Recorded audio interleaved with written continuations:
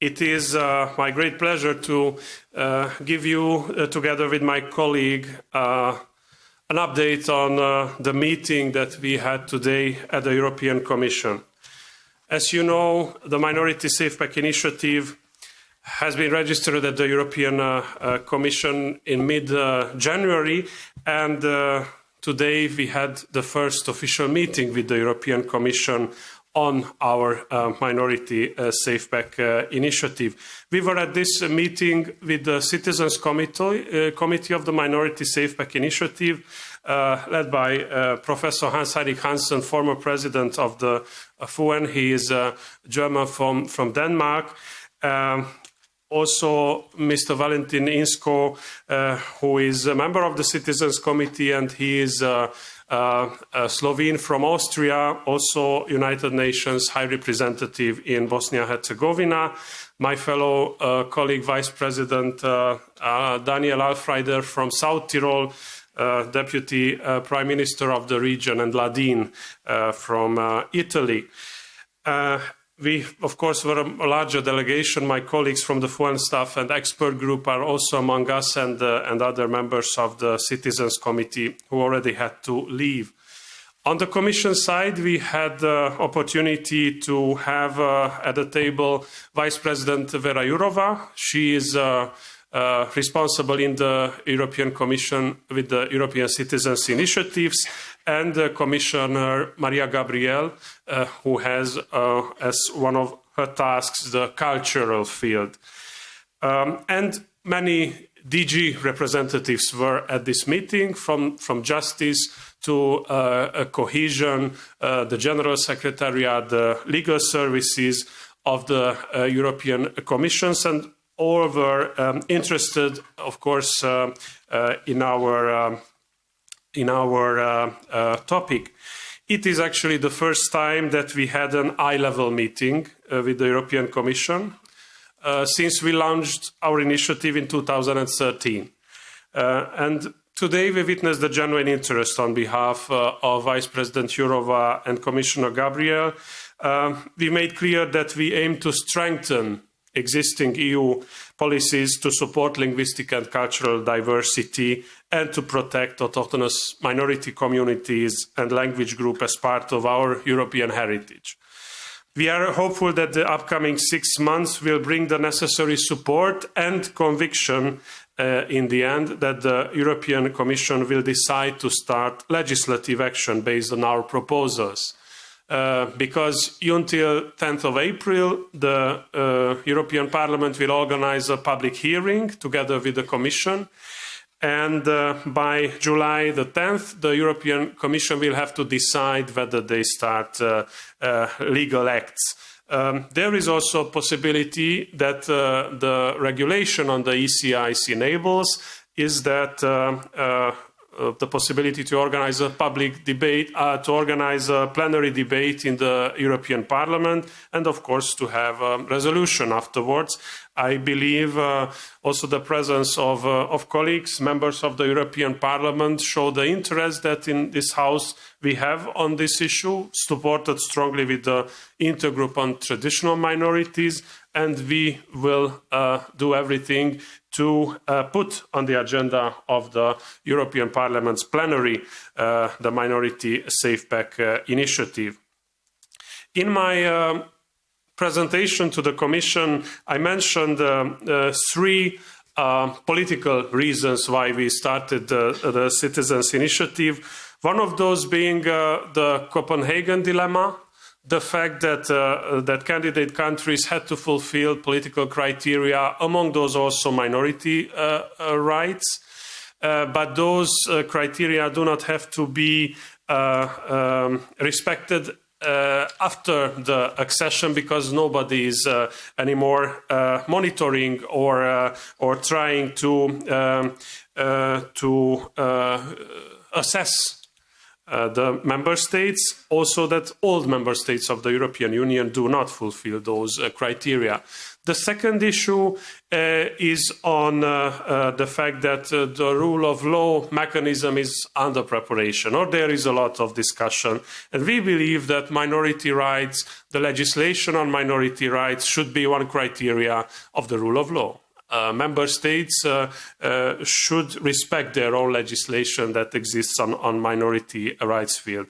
And the third issue is regarding also the institutional point of view, the fact that there have been already 4 citizens' initiative, but none of them went until the end, in the sense that they had no legislative action behind, and we wanted ours to be the 5th and successful one until the end of this process. It is the responsibility of the Commission, together with the Parliament and the Council, to advance on it.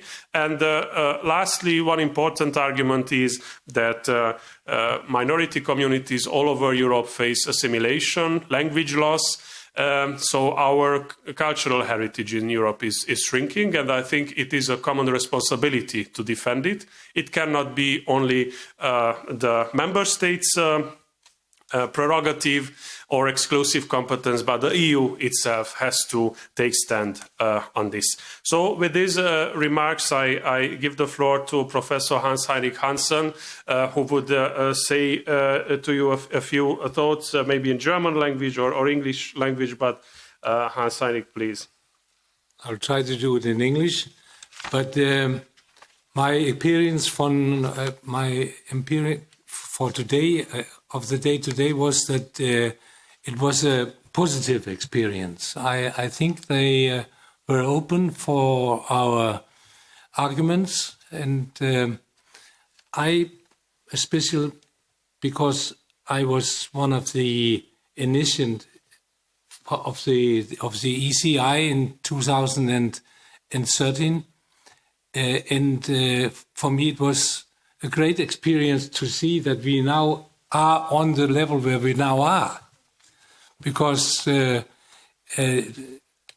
I myself come from the German-Danish border region, and there we have optimal minority situation.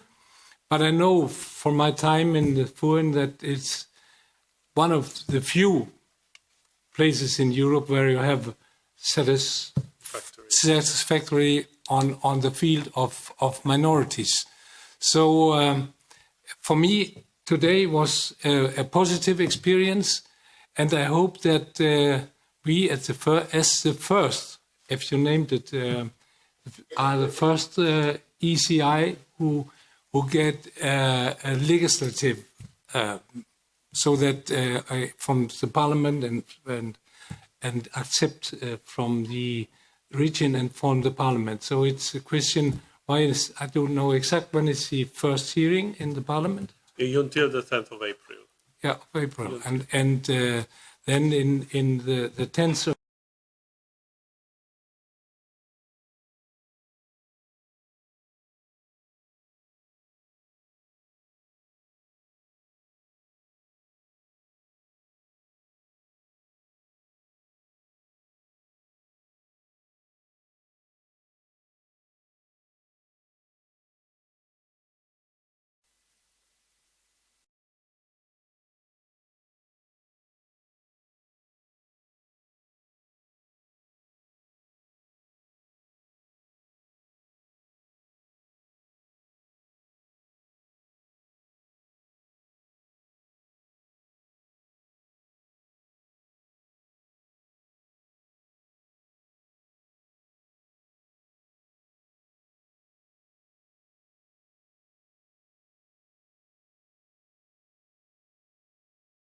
this document, so it is 76 pages long, which contains the legislative proposals that we handed over to the European Commission, and we expect, of course, reaction soon on the content of it. My colleague, Daniel Afreide. Yes, there is nothing to add what has been said now from our president. I just want to say from my personal side, it's a great day today.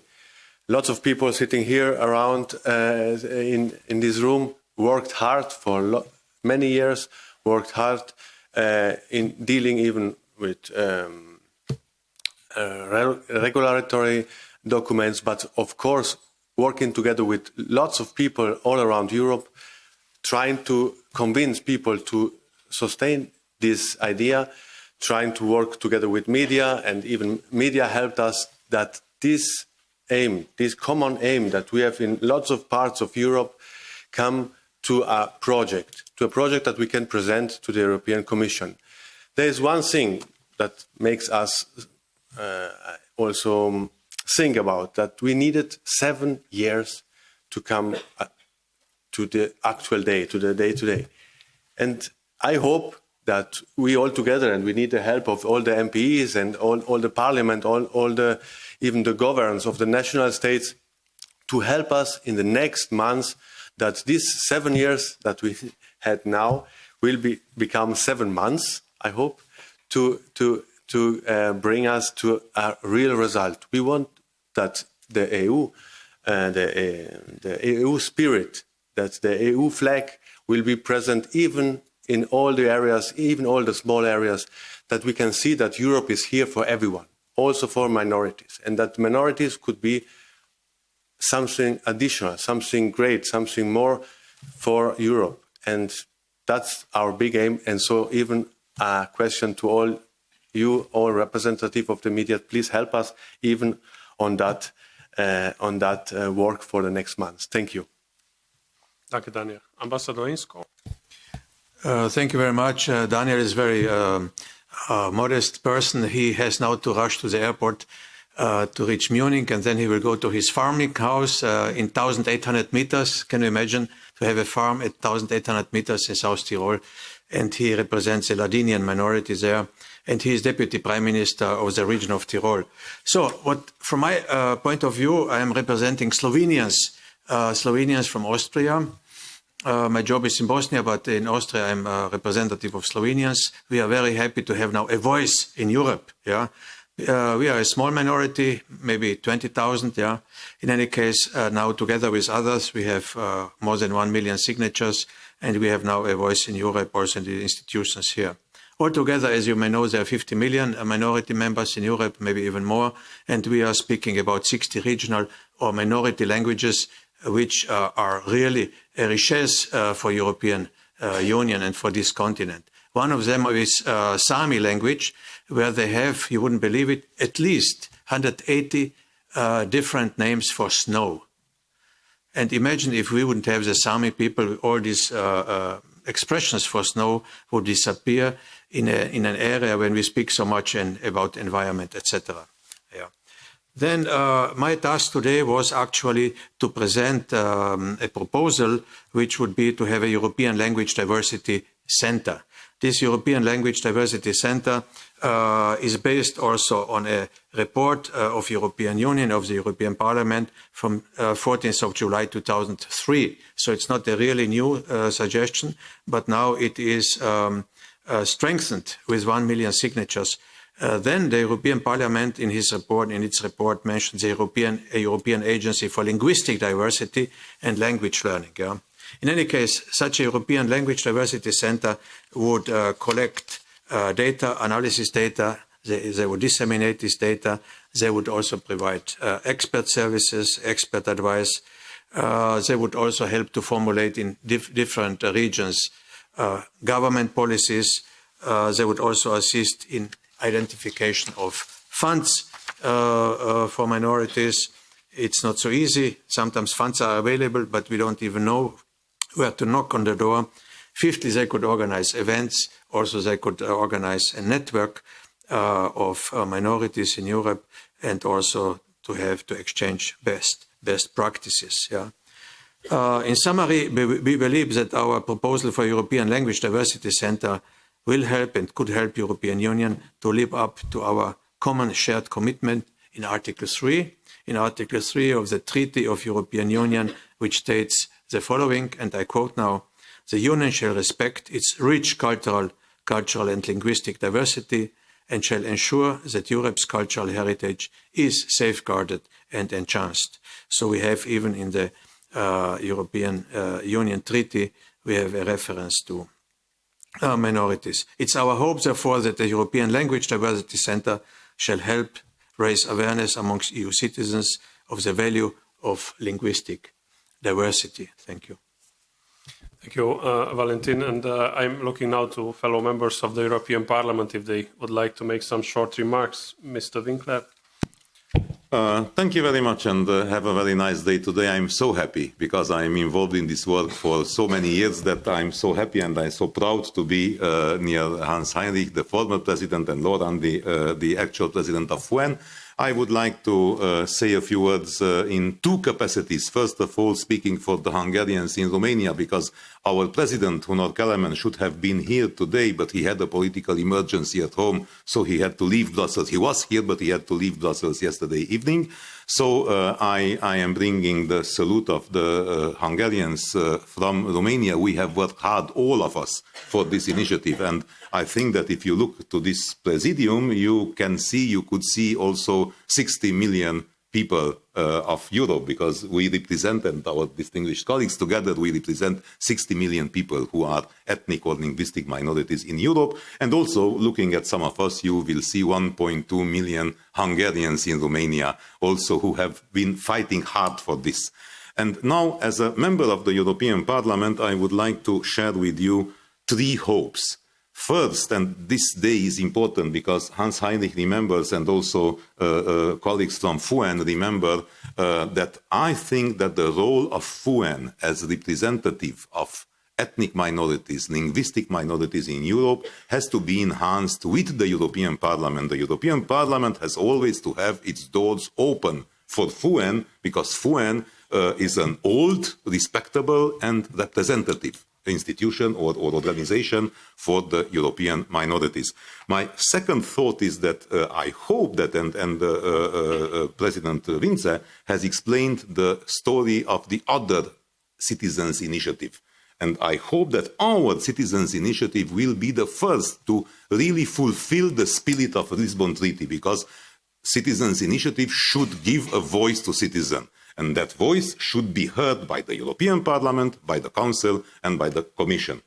And my third hope is that we have a new Commission since December, since 1st of December, and maybe some of you remember that Ursula von der Leyen, the President of the Commission, said that she will take responsibility personally to give the legal initiative, legislative initiative role to the European Parliament. That means, of course, that she will listen to the European Parliament. So if the Minority SafePack will win in the European Parliament, then Minority SafePack also should win in the European Commission. So I'm hopeful, I'm excited, I'm happy to be here, and also I'm proud to be here with you, ladies and gentlemen. Thank you very much.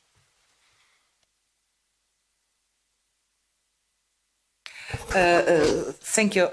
I'm really happy to be here today. My name is Yana Toma. I'm coming from Estonia, and I'm representing Russian minority of Estonia.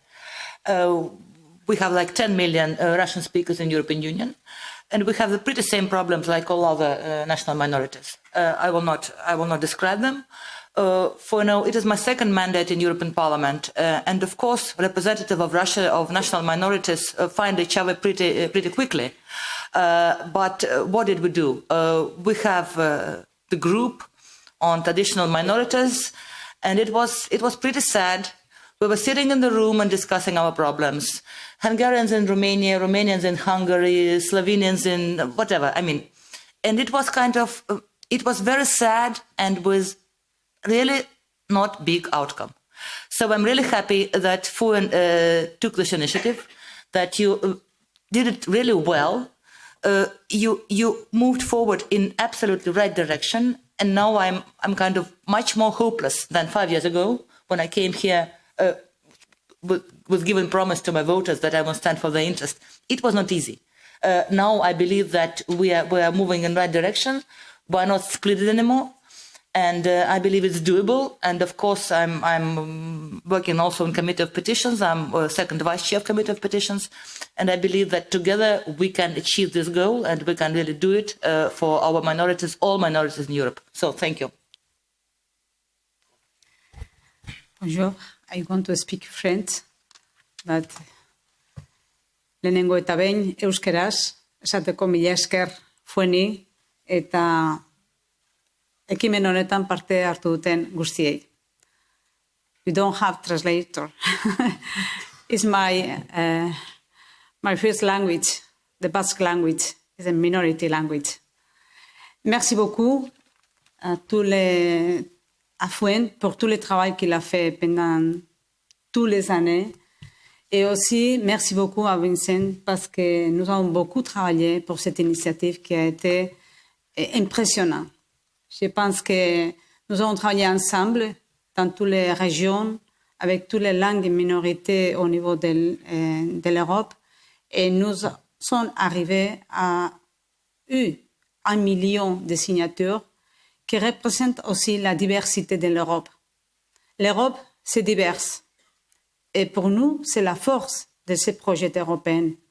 À la fin, le respect de la diversité, de la langue, de la culture européenne nous fera plus fortes pour l'avenir. Et cette initiative, c'est une opportunité pour parler de ça. C'est un débat qui est caché. Quelques partis politiques ont peur de parler de cette diversité. Et je pense que cette initiative, il va arriver à normaliser aussi un débat au sein du Parlement européen. Merci beaucoup. J'espère que pour l'avenir, nous aurons le respect dans toute l'Europe de toutes les langues minorités. Mila esker bihotzez, egindako guztiagatik.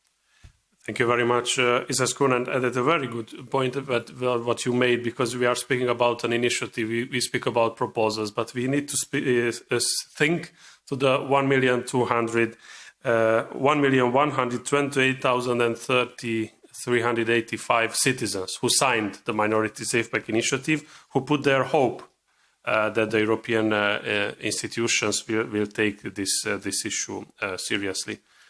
Please, colleagues. Thank you very much for the initiative and for all the work you have done.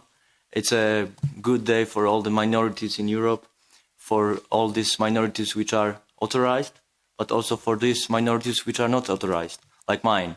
I come from Upper Silesia in Poland. We are not authorized as a minority in Poland, even if we are about 1 million in Poland. And our language, Śląsko-Gotka, Silesian language, is still also not registered as a regional language in Poland, even if 500,000 people speaks Silesian. So this is also a good tool to push a bit Polish government to maybe register our minority and our language in the future. Thank you very much.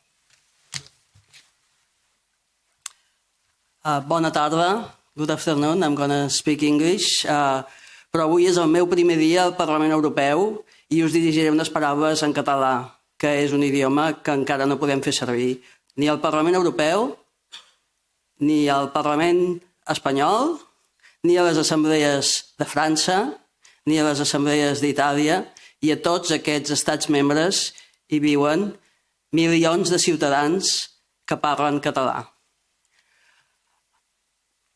Thank you very much. This is my first day in the European Parliament, and it's a great honor to have my first appearance as a member of the European Parliament for this event. As Catalans, we have always struggled for our minority language.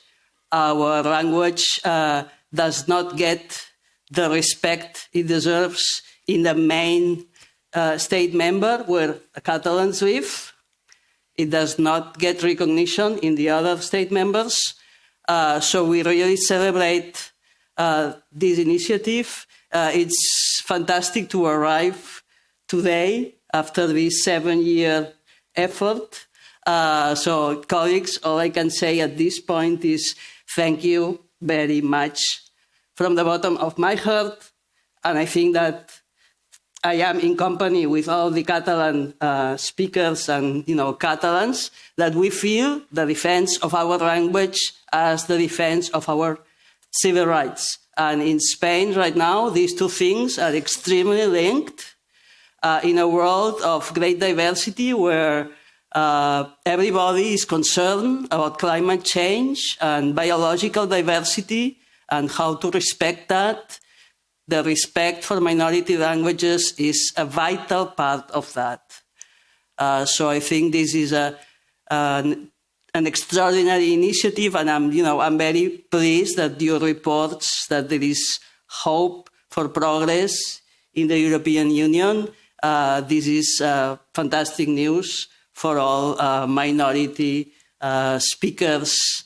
In our case, it's not only a matter of speech, it's also a matter of political rights. Let me just take 30 seconds to mention that our minority case is suffering a serious repression through the judicial system in Spain. One of our members of parliament, Oriol Junqueras, has still not been able to come and take his seat. And he, among others, have been subject to a terrible trial at the Supreme Court in Madrid, where, among other things, their linguistic rights were not respected. They were forced to sit and take trial only in Spanish. So that was one more detail. That was one more expression that the Spanish state is taking to exercise its abuse of civil rights for Catalans. I'm not going to, I think it's enough for today, but it's just to the point that linguistic rights and civil rights are just indistinguishable. When there is a minority that does not get its linguistic rights respected, their civic rights are not being respected either. Thank you very much. Yeah, thank you very much for the remarks. Are there any questions, please? Hi, Sándor Zsíros from Euronews. You mentioned in the document that you want proposals in the field of education from the Commission, but as far as I know, education is a national competence. So, what should be this proposal that could work actually for the minorities in the everyday's life? The European Commission already advanced several proposals regarding language learning and multilingualism. It also had an education summit held in June last year, where more concrete cooperation between the member states and education, has been proposed, and I think that is the right environment to take a stand and say it is important to speak about education, the importance of the minority language education, and to share good practices between the member states. I see the European Commission that it can encourage sharing good practices between the member states and encourage the member states to protect this, the minority languages and their cultures. I think if the European Commission made a step ahead, we can follow with some proposals regarding the minority education. Same for the language use. This is not a clear competence of the European Union on that, but as also the court in Luxembourg said, the minority rights are a member state competence, but supporting the linguistic diversity and cultural diversity of the EU can be the policy of the European Union. So I think with that we can change this paradigm of not looking at all to this topic. If I may add a few words, coming from Estonia, I know pretty well situation in our neighboring Latvia, and you're right, education is competence of member state, but as we all know, forced assimilation is forbidden under international law. And what's going in Latvia right now, and there was certain attempt in Estonia, this is forced assimilation. If you put children who do not speak Latvian to study in Latvian, it's not good. And this is another tool to use. I would just like to give you a small glimpse of the situation of minorities in Austria. Hvala lepa, da si nas povabil tudi v Bruselj, ja. Bomo spet prišli. In any case, we have now in the Austrian parliament 3 minority members, at least 3, who are openly saying that they are Croats or Slovenians. One is from the Green Party, 2 are from the People's Party. And these 3 deputies have taken care that in the new coalition treaty, you know that our government only started a few days ago in this new coalition treaty, there's a full page devoted to minority issues. This has never happened before. That we had sometimes a mention of minorities that they should have their rights protected, but this time we have a full page, and amongst them in this coalition agreement there is also a sentence about new codification of minority rights. So we are really looking forward to this. We have also at the moment 2 bishops who belong to minorities. One is Croat-speaking, close to Vienna, from Burgenland, and the other one, since Sunday, we have a Slovenian-speaking bishop in Klagenfurt. So we are really happy. Also, not member of a minority, but of immigration. We have a new Minister of Justice. She is 35 years old. She is of Bosnian origin, Alma Zadic. She studied at the Catholic University in Piacenza. She studied at Columbia University in New York. She studied, of course, also at the Vienna University. She's an excellent lawyer, and she is now Minister of Justice in Austria, maybe the youngest in Europe, 35 years old. And we are also connecting hopes that she will solidify and consolidate the legal status of the minorities in Austria, of which we have 6 recognized minorities.